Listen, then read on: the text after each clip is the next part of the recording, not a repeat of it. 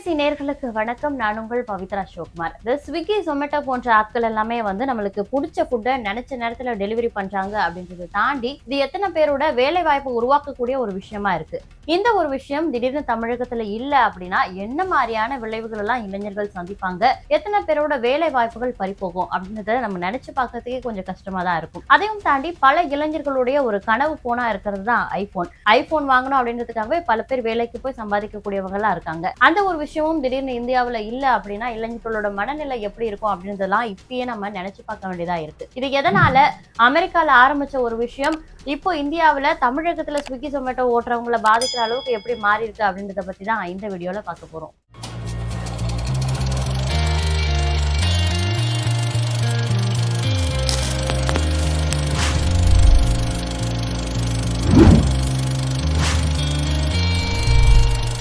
ட்ரம்ப்புக்கும் இந்தியாவிற்கும் நடக்கக்கூடிய ஒரு போர், பொருளாதார போர் எப்படி போயிட்டு இருக்கு அப்படின்றது உங்கள நிறைய பேருக்கு தெரியும். தெரியலனாலும் இப்ப நான் அதை ஷார்ட்டா சொல்றேன். என்னன்னா, நாம இந்தியா ரஷ்யாவிடமிருந்து கச்சா எண்ணெயை வாங்குறோம். இந்த கச்சா எண்ணெய் வாங்கக்கூடிய நம்ம கொடுக்குற அந்த பணத்தை வைத்து ரஷ்யா உக்ரைனுடன் போர் செய்யறதா ட்ரம்ப் ஒரு கணக்கு போட்டுட்டு இருக்காரு. என்னன்னா, உக்ரைனுக்கு ட்ரம்ப் பின்னாடி இருந்து சப்போர்ட் பண்ணிட்டு இருக்காரு, ரஷ்யாவிற்கு நம்ம இந்தியா சப்போர்ட் பண்றதா ட்ரம்ப் நினைச்சிருக்காரு. ஆனா இது வரைக்கும் நம்ம ரஷ்யாவுக்கு சப்போர்ட் பண்றதா எந்த இடத்துலயுமே நம்மளுடைய இந்திய பிரதமரோ இந்தியாவோ எங்கேயுமே அறிவிக்கவே இல்லை. ஆனா நம்ம அவங்க கிட்ட கச்சா எண்ணெய் வாங்குறதுனால, அதாவது ரஷ்யா கிட்ட இருந்து கச்சா எண்ணெய் வாங்குறதால நம்ம கொடுக்குற காசை வைத்துதான் அவங்க அந்த போர் ஆயுதங்கள்லாம் வாங்குறதுக்கு உதவியா இருக்கு. அந்த போர் புரியறதுக்கான மூல காரணமே நம்ம தான் அப்படின்ற மாதிரி ட்ரம்ப் நினைச்சுக்கிட்டு அதை நிறுத்த சொல்லி நிறைய வாட்டி கோரிக்கைகள் வச்சிருந்தாரு. ஆனா நம்ம நிறுத்தணும் அப்படின்னு பாத்தீங்கன்னாலும் ட்ரம்ப் அதை விட கம்மி விலைக்கு கச்சா எண்ணெயை கொடுக்குறாரான்னு பார்த்தா கிடையாது. ட்ரம்ப் கிட்ட நம்ம கச்சா எண்ணெய் வாங்கினா ரஷ்யாவிடமிருந்து வாங்குறதை விட அதிக தொகை கொடுத்து தான் வாங்க வேண்டியதா இருக்கு.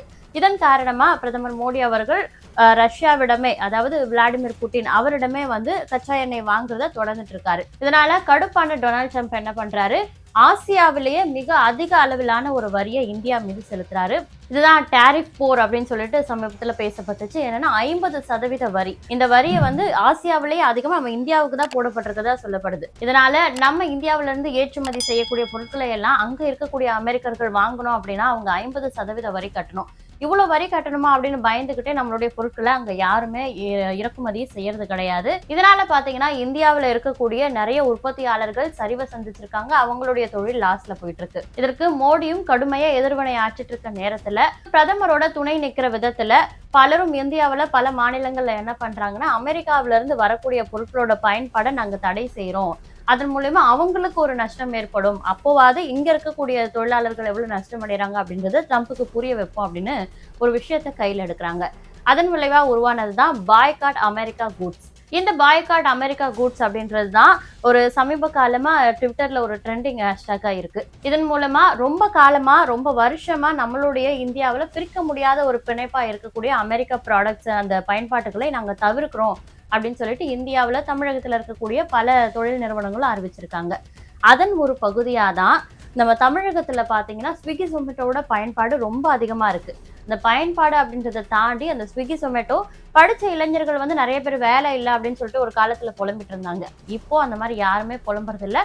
காரணம், நாங்கள் ஸ்விக்கி, ஜொமேட்டோ ஓட்டுறோம், எங்களுக்கு வேலை இல்லைன்னா என்ன, இதுவும் ஒரு வேலை தானே அப்படின்னு சொல்லிட்டு படித்த இளைஞர்களுடைய வேலை வாய்ப்பை இந்த ஸ்விக்கி, ஜொமேட்டோ உருவாக்கி கொடுத்துருக்கு அப்படின்னு தான் சொல்லணும். அப்படி இருக்க சமயத்துல தான் இந்த அமெரிக்காவோட வரி விதிப்பால நாங்களும் ஒரு பகுதியா துணை நிற்கிறோம் அப்படின்னு சொல்லிட்டு தமிழகத்துல அனைத்து ஹோட்டல் உரிமையாளர் சங்க தலைவர் வெங்கட சுப்பு அவர் என்ன சொல்றாருன்னா, நாங்க இந்த ஹோட்டல்ல பயன்படுத்தக்கூடிய அந்த குடிநீர் பானங்கள், கொக்கோ கோலா, பெப்சி போன்ற அமெரிக்காவில இருந்து என்னென்ன பொருட்கள் வருதோ அது எங்க ஹோட்டல்ல இருந்துச்சுன்னா நாங்க அதோட பயன்பாட்டை தவிர்த்துறோம்.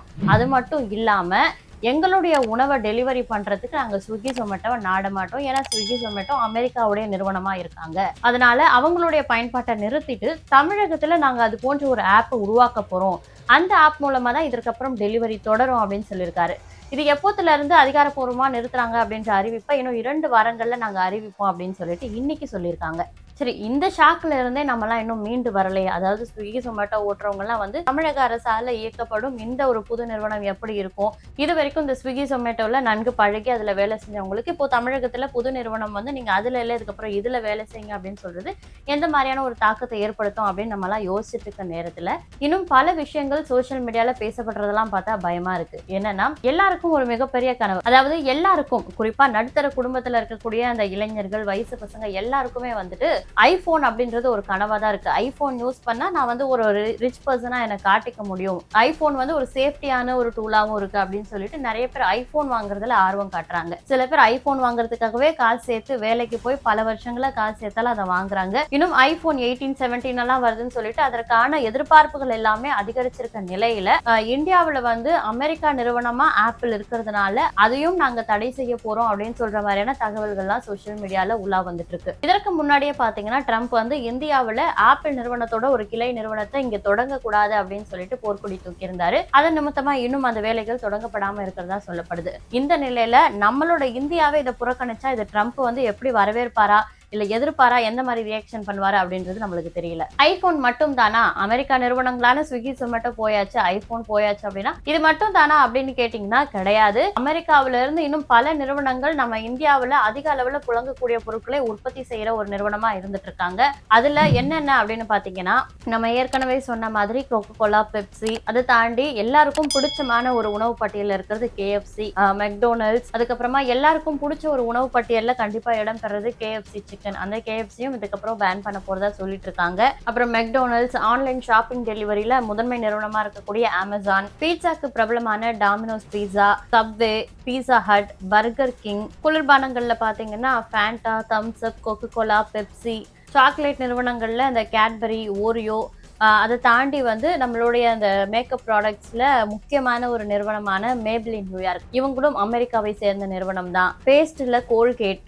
நம்ம ஷூ, பனியன்ஸ் போன்ற ப்ராடக்ட்ல வர அந்த நைக் ப்ராடக்ட், இதுவும் அமெரிக்காவை சேர்ந்த ஒரு ப்ராடக்ட் தான். அதை தாண்டி ஜான்சன் அண்ட் ஜான்சன், குழந்தைகளுக்கு நம்ம யூஸ் பண்ணக்கூடிய அந்த சோப்பு, லோஷன், இது எல்லாமே அதிகமா ஜான்சன் அண்ட் ஜான்சன்ல நம்ம வாங்கிட்டு இருப்போம். அதுவும் ஒரு அமெரிக்காவை சேர்ந்த நிறுவனமா தான் இருக்கு. ஒருவேளை ட்ரம்போடைய இந்த டேரிஃப் போரை எதிர்த்து இந்தியா அமெரிக்காவில இருந்து வரக்கூடிய எல்லா பொருட்களுக்கும் நாங்க தடை விதிக்கிறோம், நாங்க எந்த பொருட்களையும் அமெரிக்க பொருட்களை உபயோகிக்க மாட்டோம் அப்படின்னு சொன்னாங்கன்னா நிச்சயமா இத்தனை நிறுவனங்களும் வந்து இத்தனை பொருட்களும் இந்தியாவில் பேன் செய்யப்படும். அது மட்டும் இல்லாம இது எந்த அளவுக்கு வந்து நம்புறது அப்படின்னு பாத்தீங்கன்னா, கடந்த காலங்கள்ல 2016ல தாமிரபரணி ஆற்றில இருந்து தண்ணி எடுத்து கொக்கோ கோலா தயாரிக்கிறது மூலமா அங்க இருக்கக்கூடிய விவசாயிகள் பாதிக்கப்படுறாங்க அப்படின்னு சொல்லிட்டு ஒரு பொதுநல வழக்கு நீதிமன்றத்துல போடப்பட்டுச்சு. இந்த வழக்குக்கே வந்து விவசாயிகள் பாதிக்கப்படுற ஒரு முதன்மையான விஷயத்த பேசினதுக்கே இதற்கு அந்த ஆத்துல இருந்து தண்ணி எடுக்கிறதுக்கு தடை விதிச்சாங்க. எவ்வளவு நாள்னா 1 வருஷம் தான்.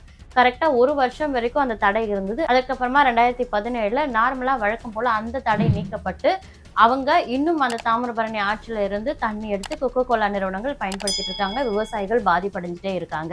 ஒரு நாட்டுடைய முதுகெலும்பா இருக்கக்கூடிய விவசாயிகள் பாதிக்கிற அப்படி ஒரு வழக்கிலேயே அந்த தடை உத்தரவு 1 வருஷம் தான் நீடிச்சிச்சு. ஆனா இப்படி ஒரு நாட்டையே புரட்டி போடக்கூடிய, வரி விதிக்கக்கூடிய இந்த விஷயத்துல தமிழகமும் சரி, இந்தியாவும் சரி, இப்படி அமெரிக்க பொருட்களை புறக்கணிப்போம் அப்படின்ற ஒரு முடிவை எடுத்தா இது எந்த அளவுக்கு நீடிக்கும், எந்த அளவுக்கு இந்தியாவில் ஒரு பெரிய தாக்கத்தை ஏற்படுத்தும் அப்படின்றத பொறுத்திருந்து பார்ப்போம். இதே போன்ற மற்றும் ஒரு வீடியோவில் சந்திக்கிறேன். அதுவரை உங்களிடமிருந்து விடைபெறுவது நான் உங்கள் பவித்ரா சிவகுமார்.